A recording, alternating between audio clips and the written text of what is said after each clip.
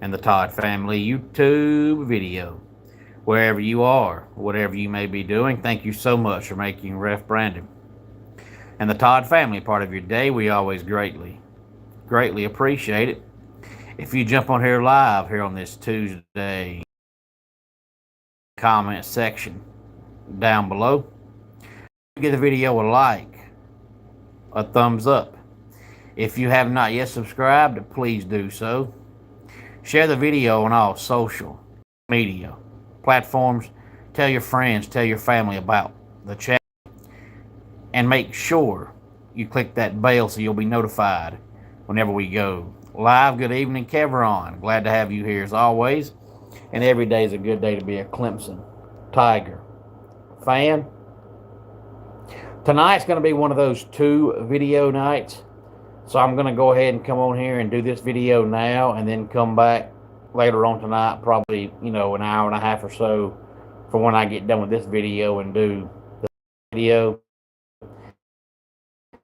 It'll be wrestling. So if you're a wrestling fan, stay tuned for that. But I didn't want to do 2 videos in one, so I'll just do 2 separate videos. So you'll be seeing multiples of me tonight.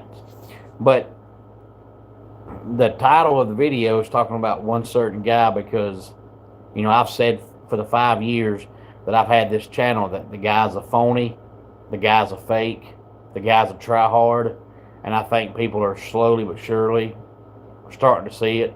He's already moving the goalposts like crazy. So I think others are starting to see what I saw nearly a decade ago. But we'll get there in due time. But if you watched last night's video, I talked about how it was going to be part 1 and I'd have a part 2. Well, I kind of fibbed. It's going to be at least 3 parts. Last night I kicked off this little talk about this last year or 2 years ago or 3 years ago. If I did, I don't remember, and I'm sorry if I did, and I'm doing it again. But I found this social media college football platform where somebody, in their opinion, the single best college football player to come from all 138 FBS schools. I'm doing all 138 because, first of all, there's a few teams that have only been at the FBS level for, a handful of years. And second of all, there are some teams where even their best player, you're going to scratch your head and say, who is that? So I feel like in those situations, it's not worth talking about because the whole point of this is for you to sit here and these players, being the best school, because some of these schools, like the blue bloods of college football, like, for example, Ohio State, Oklahoma, Oregon, Notre Dame, teams like that are always good, they've got at least 40 players that you could say, is their best player of all time. So you can argue the case on whether or not you agree with it. But for some of these schools, it's not even worth arguing about. Like last night in part 1, I did A through C. Started at Alabama, ended at Colorado, one of the teams that I was going to, bring up. And Buffalo's best player is Khalil Mack. I don't think anybody's going to disagree with that. It's not like Buffalo gets 5-star blue chip talent. They don't. So I think it's pretty clear that Khalil Mack will be there. There's a year that can be their best all-time player. And Macaroni, glad to have you here on this Tuesday evening. Sounds like you've got a situation on your hands. Tonight we're going to go D through O on the teams I'm going to talk about and mention. And then hopefully later on this week, whatever day it is where we do part 3, we can get from O all the way down to Z. Of course, there's no Z, but we'll go, as far down as we have to finish the alphabet. And hopefully part 3 will be the last video. Any of these you hear that you don't agree with, please feel free to let me know. Delaware, Joe Flacco, Duke, Ace Parker, East Carolina, Chris Johnson, Florida, Tim Tebow. Florida International, T.Y. Hilton. Florida State, Deion Sanders. Fresno State, Derek Carr. Georgia, Herschel Walker. Now, that one might be interesting for the Georgia faithful out there because earlier this offseason, we know the offseason is much longer than the end season, but earlier in the offseason, maybe back in April, maybe early May, Aaron Murray said that he thinks Stetson Bennett is the greatest Georgia football player of all time. And first of all, it shouldn't shock anyone because why would you expect anybody to play for Georgia to have any sense at all and be second?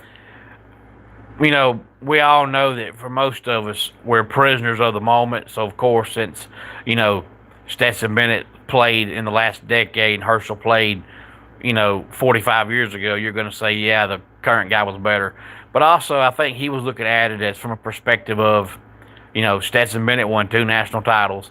Herschel only got one. And second of all, when Herschel Walker was there, everybody knew he was Georgia's best player. And everybody knew that Herschel was getting the ball on almost every play. There's been a long-standing joke from Buck Bellew and some of the Georgia faithful back then that said when Herschel Walker played, Vance Dooley had 3 plays on his call sheet. Herschel to the left, Herschel to the right, and Herschel up the middle.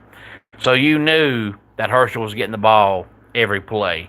So Herschel was great, yes, but you kind of expected it. And you've got to be great when you're getting the ball every single play. Otherwise, you're not getting the ball every single play. Whereas when Stetson played, Kirby Smart did everything he could to not let him play. I mean, he had to compete for the job, lost his job, nearly about left the school, but nobody else wanted him. So what Stetson did, you didn't expect. What Herschel did was kind of expected.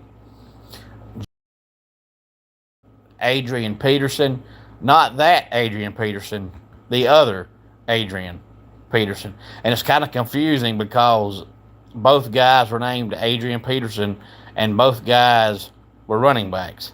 But before Adrian Peterson that came out of Oklahoma that played in the NFL played, there was another in 2001, I want to say. So I guess he probably 6 or 7 years older than the other Adrian Peterson. Just like earlier, I talked about East Carolina with Chris Johnson. It's confusing because now Clemson's got a running back named Chris Johnson Jr., who is obviously the son of Chris Johnson, but he's not the son of Chris Johnson who played for East Carolina. But some of those names that are popular, you hear all the time. And then for Georgia Tech, it's Calvin Johnson. Houston, Andre Ware, who, if I'm not mistaken, last I read and checked, he was still color commentary for ESPN's college football coverage and has been for, I guess, 35 or so years now. Iowa State, Troy Davis. James Madison, Charles Haley. Kansas, Gale Sayers. Don't think there's any arguing that one. Kansas State, Darren Sproles. Kentucky, Tim Couch. Louisiana, Jake Delhomme. Liberty still plays in the NFL, Malik Willis. Louisiana Tech, Terry Bradshaw. Louisville, Lamar Jackson. And LSU, Joe Burrow. Marshall, Randy Moss. Miami Hurricanes, Ray Lewis. Miami Redhawks, Ben Roethlisberger. Michigan, Charles Woodson. Middle Tennessee State, Kevin Byard. Minnesota, Bronco Nagurski. If you've only watched college football for a handful of years, you've heard that name because there's an award in college football at the end of each season, named the Bronco Nagurski Award. Ole Miss, Archie Manning. Mississippi State, Dak Prescott. Missouri, Brad Smith. Navy, Roger Staubach. Nebraska, Tommy Frazier. Now, you're talking about the glory days of Nebraska football. Tommy Frazier was the glory days of Nebraska football. Nevada, Colin Kaepernick. New Mexico, probably a name that shocks most folks because I don't think most folks know that he played there. But New Mexico, it was Brian Urlacher. North Carolina, Lawrence Taylor. NC State, the guy that has 17 kids, Philip Rivers. North Dakota State, Carson Wentz. Northern Illinois, Michael Turner. Northwestern, Otto Graham. Notre Dame, Joe Montana.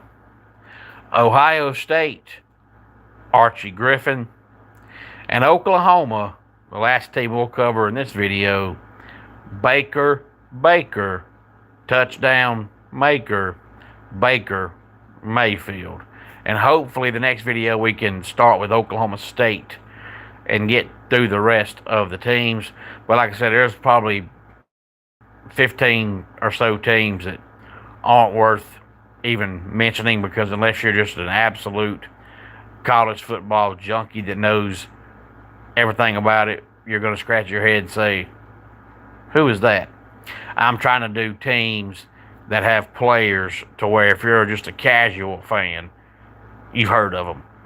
Just like earlier today, I was listening to some sports talk, and they were talking about, how far Alabama's already fallen under Kalen DeBoer, talking about, just, 5 or 6 years ago during the Saban heyday, you could just be a casual college football observer, and you could probably name 5 or 6 players on Bama's team, and probably 5 or 6 alone just on their defense. And now you can't. So it's amazing how far they have fallen already. But I want to wrap up tonight's video talking about Greg Sankey, because I've said since I've had this channel, but if you know me in person longer than that the SEC stands for sorry excuse for a conference. I've always made fun of it. I always will. Nothing brings me more joy than, making fun of that conference, because I hate conference stuff. To me, the conference stuff is the biggest waste of time. It's the biggest waste of manpower, and it's the biggest waste of nothing you ever seen talking about conference. Who the heck cares? No other sport does anybody care about conferences than college football. So I love to make fun of the SEC because they try to make like nobody else matters and nobody else counts. So any chance I get to make fun of them, I do it. But Greg Sankey supposedly is going to be the next commissioner of college football. And if he is, you talk about the death of college football. Yeah, the minute he takes over, you might as well shut the doors and lock it and throw away the key, because it's, as a sport, it's done. But, he used to always talk about how since they won all those national championships, they were the best conference. Well, now that there anymore, he's moved the goalpost and no longer talks about how much they win. Now he tries to say they're the best conference because they have the best attendance. So now winning no longer matters, since they're not winning. Now all that matters is the fans come to the game. Hey there, Monkey Biz. Glad to have you here. But that's not why I'm talking about him. I'm talking about him because there was an article that came out today about lunchtime on the East Coast. I'm not sure, when it came out where you are. Not sure when it was said, but there was an article that came out earlier today that Greg Sankey, people are saying he's taking a shot at Dabo, but since he didn't say his name, you can't officially say that he is. But we all know what Dabo talked about with, Ole Miss and tampering and Pete Golding and all that. But Greg Sankey said that we should be careful throwing stones at people.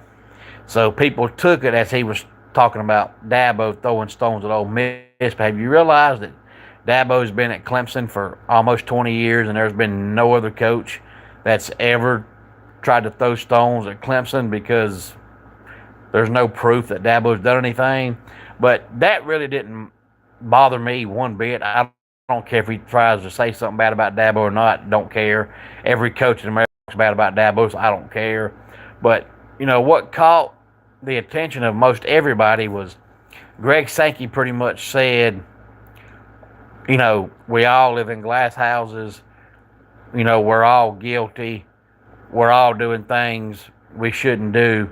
So we should be careful throwing stones. So basically what he's telling you is he knows that every team in his conference is cheating and every team in his conference is tampering, but he's not going to try to stop it.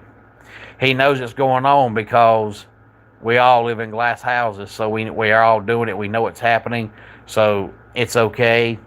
Because he even said we should all be careful about throwing stones, including myself. So he's basically telling you, yeah, I know what's happening, but I'm okay with it.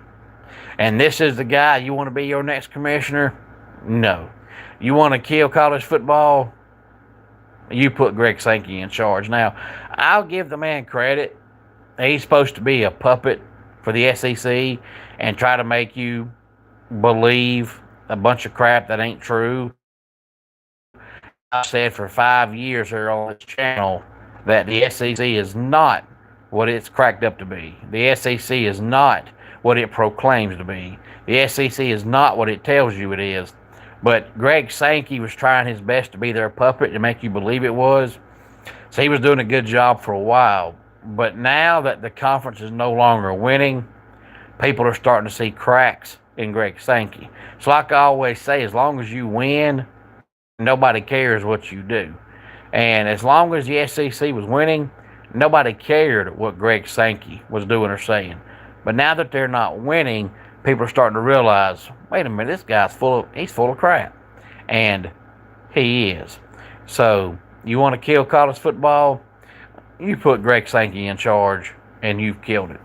Hey there, apologize, but Monkey Biz and Frosita, I think y'all are new to the channel. If you are, thank you so much for being here. Feel free to give the video a like, a thumbs up, subscribe to the channel, tell your friends, tell your family about the channel, and make sure to click that bell so you'll get notified whenever we go live. Let's go ahead and get our dad joke of the day in here. I found a book about an amazing basement. It was a best seller. And that does it for today's Ref Brandon and the Todd Family YouTube video. Until next time, Brandon saying, just like in pro wrestling, life can be over by the count of 3. Tell your friends and family how much you love them. Bye.